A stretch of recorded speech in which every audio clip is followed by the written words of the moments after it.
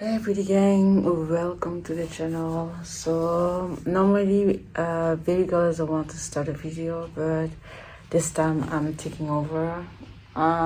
If I see I'm in my work clothes, I work as a professional nurse in the operation room. But yesterday evening my baby girl was not feeling well. 2 days ago she was even doing like a kind of syncope. Baby girl. Oh, baby. How's baby feeling? I think I'll be fine. Oh. Okay, your pyramids are... I have a lot of things plugged in me to monitor my heart. Oh, I'm sorry. So for now the parameters are okay. We are just waiting. So Baby, ready to go back home? Why are you filming me with these ugly clothes? Again, she didn't bring me clothes and now I have to go home. What's up, gang? Welcome back to my channel. My name is Wura. If it's your first time stopping by, you are welcome.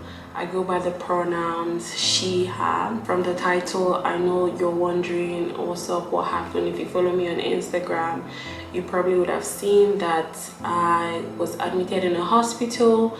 I'm still ill but recovering. I look a bit better today. I decided to put a little bit of makeup on my face to look reasonable today because you can't be out there looking like your problems, you know. I was rushed to the emergency room last week. It was crazy. Forgive me if I'm not like everywhere like hi. Honestly, I'm just putting myself together to be able to make this video. I have Rosie here with me today. Do you want to join? Yeah. hi pretty gang. Rosie is my partner. Hey pretty gang, my pronouns are she, her, they, them.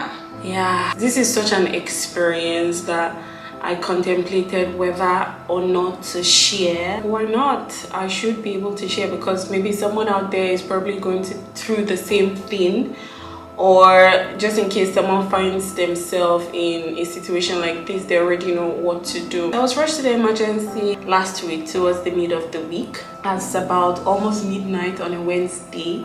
I had just finished eating and I just felt this sudden weakness in my body. I was extremely weak and I was like passing out and my heart was beating fast. But before then, the week prior to that, I had what we call syncope. It's called syncope. There are different kinds of syncope. Situational syncope, just read syncope up. So basically I thought it was syncope because Rosie came back from work on this day and I was even cooking, trying to make a nice dish, and while making it she was reading something on a paper and I decided to come forward like, oh, I can't see clearly. Normally I wear glasses or contact lenses, but I didn't have my glasses nor contact lenses that day, so I was struggling to read what she was reading on the paper. So I came close, but my eye got severely like blurry. I was struggling to see. So because I was bent reading, I stood back up to be able to like what's happening to me, and all of a sudden I could feel my heart like beating very heavy, like boop, boop, boop, boop, boop, boop, boop, boop. So I threw the cashew nut and it was like I was losing consciousness. I could not feel my muscles. It was like I was about to pass out. Literally I was passing out. Then she was here. She was like, what's wrong? I was like, babe, something is wrong with me. Call the ambulance. Rosie is a professional nurse and she was like, oh, I think you're having a syncope or your blood pressure dropped or something like that. So she quickly took me to lie on the sofa and she raised my legs up so that blood will flow, because when your blood pressure drops, it's like all your blood goes down. Like your blood is not fully circulating in your whole body. So when you lay down and you put like the feet up, you know, like it will be easier for the whole body to circulate your whole body, to help your heart to circulate blood into your whole body. She raised my legs up and after a while I started to feel better. I was still feeling very, very weak. I remember I didn't go to the gym the whole week because I was just feeling tired and weak. But mind you, there's a backstory. Mental health, mental health is a big real deal, because when you don't take care of your mental health, it starts to affect your physical health, because you know your emotional health is exhausted, your mental, like, it starts to eat up your physical health. So my advice to everyone going through, you know, mental health situation, always try to, you know, get professional help, seek help to help you. If not, it's going to start to eat your physical health like real bad, and we don't want that. There's something people don't know. Mental health plays a huge role in our day-to-day life, like how we make decisions, socialize with people, our relationship, our family, like it just affects you basically. And you know, mental health is not something you choose. It's not something you necessarily can control, because for the past 1 year I've been battling with, you know, depression and shit. But I don't know if I'm ready to talk about that now. You know, I don't have to. I feel like I will in the near future. But y'all, these streets ain't easy. I'm not saying this to seek pity or like, oh my god, it's going to be fine. I know it's going to be fine. I try to be optimistic and positive every time, but you know, I'm only human. Regardless of if one is spiritual or religious, mental health wants to mess with you, it will mess with you 100%. So we just have to, you know, try our best as human to deal with our childhood traumas and healing and all those things, because we all need to heal, honestly. Okay, from my part, I think I need to heal. Okay, back to the story. So I was rushed to the hospital. So after the day that my baby girl got the syncope, I think you were okay after 2-3 days, but we get another day, another period that baby was not feeling okay. It was the night that I finished work. I think I cooked, or you cooked. I don't know who cooked. So we both cooked, because I made like, yeah, we both cooked spicy turkey, and yeah, we both cooked. You went to take a shower. When the food was ready, I called baby girl to come eat in the living room. So we sit down, we start to eat, and then there was a moment that baby girl was not feeling well. She asked to have some space. She went in the bedroom. And in the bedroom, I don't know, I just left her there, and I was doing my things here. And there was a moment that my baby girl was calling me, babe, babe. I was like, oh, what's going on? Like that kind of call that something is going wrong. I had just finished eating, because like she said, we were both eating in the living room, and I just felt like I needed some air. I was extremely severely weak. I could feel like I was like about to lose consciousness, but I could not feel my muscles. And then my heart started to pound very, very, very, very, very fast. Things were moving in my body as if I was running temperature in my body. I don't know, as if my blood was boiling, basically. Let me put it like that. So I was like, oh my god, this is happening again. And mind you, it happened in 5 days interval. I had the first episode of syncope like 5 days before the second one, so it was mad. I screamed, babe, babe, babe, come, it's happening again. And she quickly rushed to the room. She checked my pulse, my heartbeat. It was, I was like, no, you need to call the ambulance. So she called the ambulance. We were waiting. I was so scared because my heart was beating. It was like I was closing my eyes. Let me just say how I was feeling. I was closing my eyes, but I was scared. I will open it because I felt like if I close my eyes, I won't be able to open it back. I felt like I was going to die with how I was feeling. My blood was boiling. I don't know how to describe how I was feeling aside saying my blood was boiling in my body. So eventually the ambulance came. So we decided to bring her to the hospital. In the hospital, they decided to take like a lot of tests.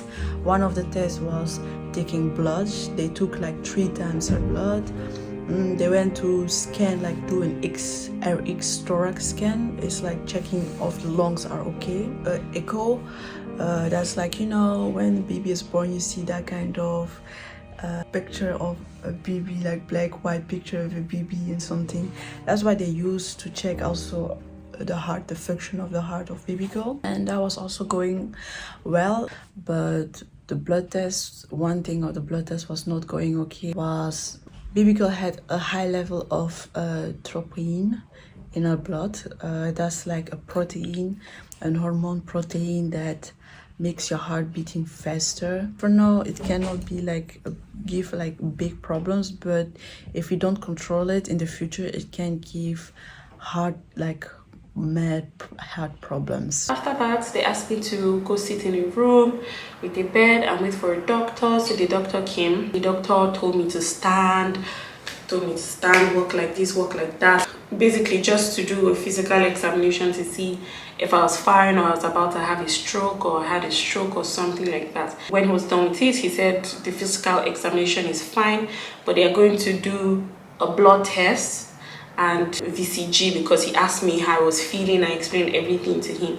So they came, they did a VCG where they put like some equipment on your chest. God, it was a male nurse. Literally, he was lifting my boobs. I was so shy, but it's their job. I guess, you know, it's their job. They have to do their job. So anyways, yeah, the nurse did an ECG. It's called an ECG on me to check my heart rate if it's like stable or something like that. And he read it. He said it was okay. He was going to do a blood test. So he did a blood test. I had to wait for an hour and I was still having those like trembles in my body. So anyways, I waited for the test. The test came. The doctor came. Of course, the doctor is French and his English is not very, you know, fluent. So we were struggling to communicate. And then I was like, I don't understand you, because I heard him say something cardiac. And I was like, what? So I told him I have my partner here because they didn't let her come in with me. So it's like, she speaks French, I don't speak French, so we need to call her. So she came and then he explained to her that my troponin, if you don't know what troponin is, look it up. But troponin is the hormones that regulate your heart muscles in your blood. So my troponin was really, really high. I think your troponin is supposed to be below 14 ml or something, milligrams or something like that. And when I got to the hospital, mine was about, the first time they took my troponin was around 60 something. That was really high because it's supposed to be below 14. That's like healthy. So it was 60 something. And then the doctor said, oh, you need to be on admission. They need to monitor my heart. Something is wrong. So they admitted me. They said they were going to come back in 2 hours for another blood test to check my troponin. So we went to the room. They took me to the room, gave me, you know, the hospital outfit, my outfit to wear, and they connected everything on me. To check my oxygen, to check my blood pressure, my heartbeats. They just connected so many things on me, and it was making a lot of noise. So that alone was scary. The nurse came like after 2 hours to take my blood again, to run a COVID test to be sure I'm COVID free. I was COVID free. So when they took my blood again, they tested it. It was about 90 something this time. It was still going high. I don't know how I made it, because they were like, they were trying to see if I had a heart attack, but then they were like, I am too young to have a heart attack. There's probability that young people may or may not, but I'm at a lower risk since I'm in my 20s, you know. Let me tell you something, pretty gang. When your troponin is very high in blood, it can mean that you just got a heart attack or you are going to a heart attack. So that is why they were like, no, we need to verify, we need to check baby girl, put all these things on her, put a second and third blood test to check, because... But it felt like I had a heart attack because I didn't understand that feeling. My heart was, you know, when you're having anxiety or panicking or fear, that's different heartbeats. But the way my heart was beating then, it was abnormal. I could feel it in my ears, everything. Like I could feel like I'm not even exaggerating, like my skin was raising. I don't wish anybody or my enemy to experience that kind of thing, because now. Then the doctor came in the morning, told me that I have to wait for the cardiologist to come. The cardiologist eventually came, and then the cardiologist ran another test where they checked my heart this time. She checked it, it was all right. She said it was fine. She was even playing the sound of my heart. It was so scary. I was like, is that normal? She was like, yeah, absolutely, it's normal. It was crazy. So again, they told me they were going to come take my blood for the third time to check my troponin. This time, because doctors were leaving the room, entering and coming, are you okay? I was asking, am I going to die? Did I have a heart attack? Am I going to have a heart attack? Because they kept asking, does anyone have like heart problems in your family? My mom doesn't, my dad doesn't. I was asking about my grandparents. My mom told me that my granddad had like heart disease. So I was like, did I inherit it? Because I'm like, I know it's genetics, but I'm like, no, not me. I'm only 26. Hello. I was really scared. It wasn't a pleasant experience, to be very honest. They checked my troponin. This time they refused to tell me. Babe's best friend works in the hospital I was rushed to. So babe asked her friend to go check the troponin and let her know, and then it was 170 this time, y'all. 170, and I did not die. The doctors kept coming, going. They didn't let Rosie come see me in the room. We were scared. I was crying. I called my mom on the phone. I told her, let's pray together. You know, I'm a very spiritual person. I'm also religious. I have my religion too, but this time I'm human, so that fear was in me. I was crying. I asked God, like, I'm not scared of death, but I do not want to die now. I don't want to leave my parents with that pain, or my friends, or my partner. And Rosie went home, was crying. She called my friend. I remember one of my friends called me the morning after day with me, and she was crying, Wura, please don't die. Don't die, Wura, you need to take care of yourself. Because my close friends know, like my close friends know that I've been struggling with my mental health for a while now, and it got really intense. I think towards the end of May, and I had to look for a psychologist. So I started therapy, I think last week in May or early June, and I've been going to that. You know, my therapist is like, I'm burnt out. You know, I need to take time to relax and take care of myself, basically. So fast forward. Rosie came to the hospital the following day to cause problem. Like, if they don't want her to stay with me, she's a nurse, they should transfer me to her hospital. Because, you know, when the ambulance comes, they take you to the nearest hospital to your house so you don't die on the way. And Rosie's hospital is like 30 minutes away from where we live. So Rosie called her hospital, told them everything, that they need to come transfer me to her own hospital. So they came, the emergency team came with one long ass bench. They just threw me everything. They wrapped me up. Huge men. It was really scary. I was so scared, like, am I dying? The way they were treating me. And before I left the hospital too, they also put me in one they were pushing me like I was going to die. Took me to one room to run a test. I don't know what that test is, where they injected something in my blood.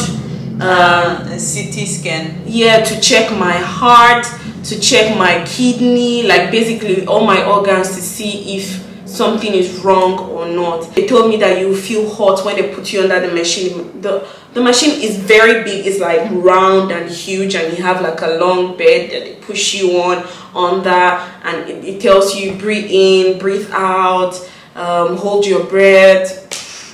And then after a while, you start to feel heat in your body. I felt it from my brain to my bladder. I was shaking. It's a predator that they put on you. Oh God, I was shaking. I was like, what the hell is this? I remember telling the nurse to please hold my hand. Please, I'm so scared. Like, I feel like hospital is stressful. Don't you think that before things kill people, like if you go to the hospital and they tell you, oh, you have this, I feel like hospital environment with the stress would kill the person before the actual illness. Yeah, that's my honest opinion. Because honestly, pretty gang, that was the first time I saw my baby girl like quiet, but not that quiet, but that quiet, like, what's going on, like very quiet. Anyways, I was rushed to Rosie's hospital, and then they had to do a COVID test again because, you know, another hospital, they still have to follow their own criteria and procedure.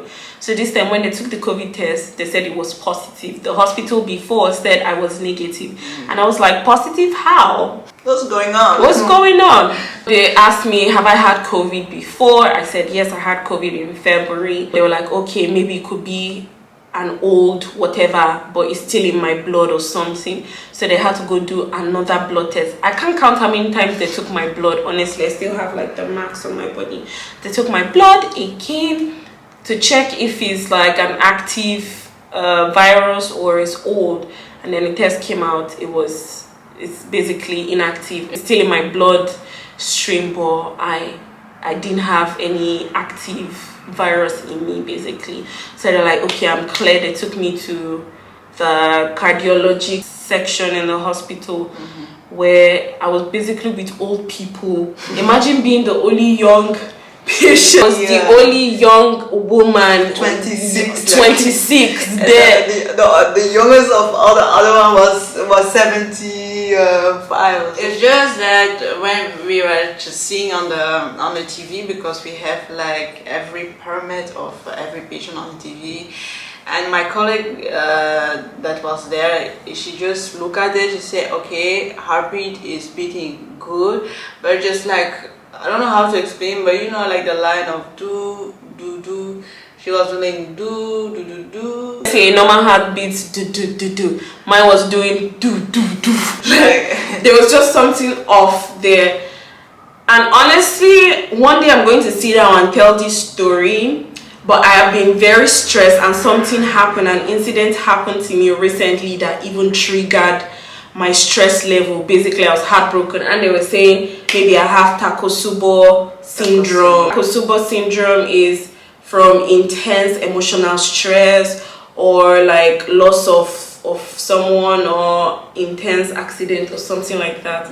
But I know I was going through intense emotional stress, because the week before my whole episode happened, I think I was crying every day. I was exhausted, both mentally, physically. I was just tired of everything. There was this day I cried, even babe was crying with me. I was just exhausted basically. See, everyone sees me as the strong woman. Like, yeah, I can appear to be the strong woman. I'm still a strong woman, but sometimes I don't want to be strong. I'm just so tired. I don't know how to explain. I just want to not have to be strong. I just want to, I don't want to give up, but you know, we just keep trying, but you just feel burnt out.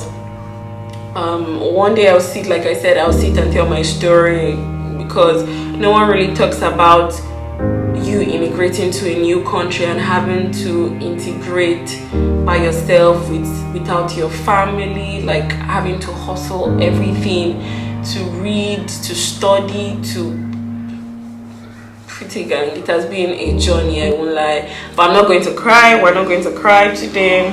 All I can say is, please be kind to people. You never know what anyone is going through. On social media is a facade. You'll see me living my best life. I'm living my best life and depressed at the same time. Yeah, you know what I mean? I've tried, I'm still trying my best, speaking to God, going for therapy, trying to be a better person, trying to heal, but it has been overwhelming. And the reason why it hits me hard is because I've been fighting hard since last year, but it hit me really hard towards the end of last year. I remember I was withdrawing from babe. Like, I even said, babe, I don't think this relationship is going to work. You and I need break, I need time. But babe, I'm just lucky to have you, because babe is really, really patient with me, because I'm a bitch. I can be a bitch sometimes. You know, she was still... That's why we love her. And babe is always there with me, you know, and everything. And I'm grateful for my wonderful friends, Nancy, Faith, Anita, Dewomi, Shiro, Rachel. I'm grateful for so many people. BB checked up on me. Like, I don't even know what to say. I'm just happy everyone checked on you. I have love all around me, so I can't even think of doing anything to myself, because I'm just like, I know I am loved. I know I am deserving of love. And I know that whatever situation I am in now is only temporary, and I would be better. And I try to say to myself that before the good things in life come, you have to go through some challenges to appreciate the good things when they eventually come. However, I still think some people are giving things on a platter of gold, but that's their karma. Maybe this is my karma, and I have to work to resolve my karma in this lifetime, you know, because I'm a sole believer of some things being a karmic tie or a karmic link to your past life.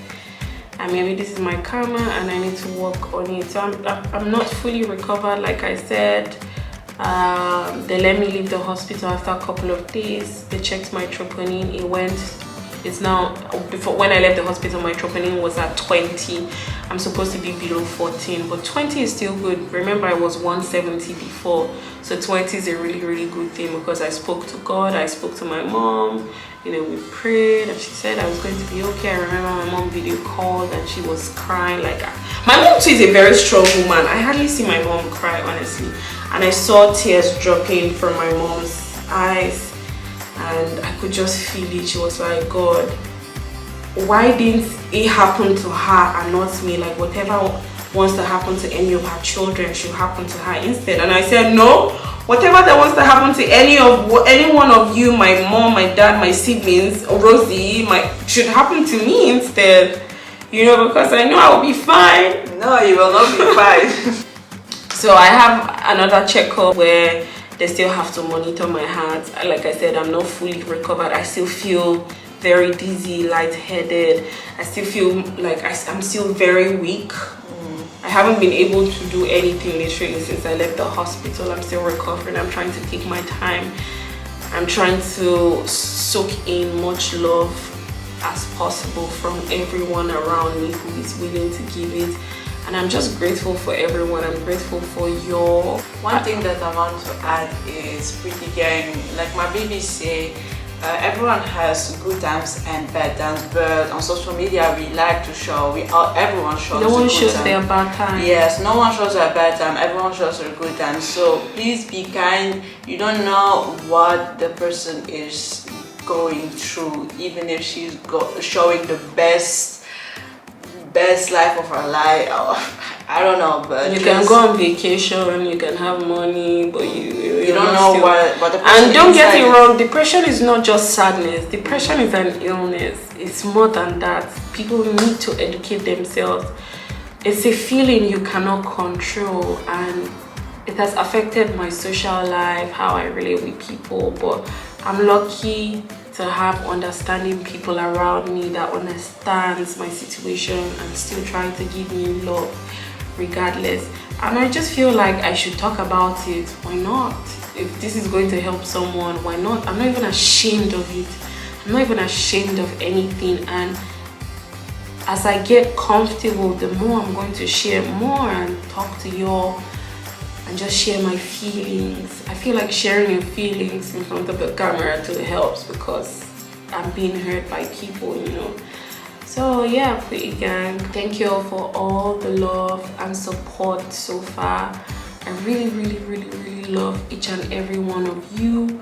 From the bottom of my heart, you all are the real MVP. I swear, I love you all so much. Thank you for watching. If you enjoyed watching, I don't know if you enjoy watching this video, because I don't know if it's a sad one, but please watch the rest of my videos, just in case this is your first time stumbling upon, you know, my page or something. I have really interesting videos, so please watch them, and we'll come back strong, inshallah. Thank you all for watching, and catch you in the next one. Peace and love.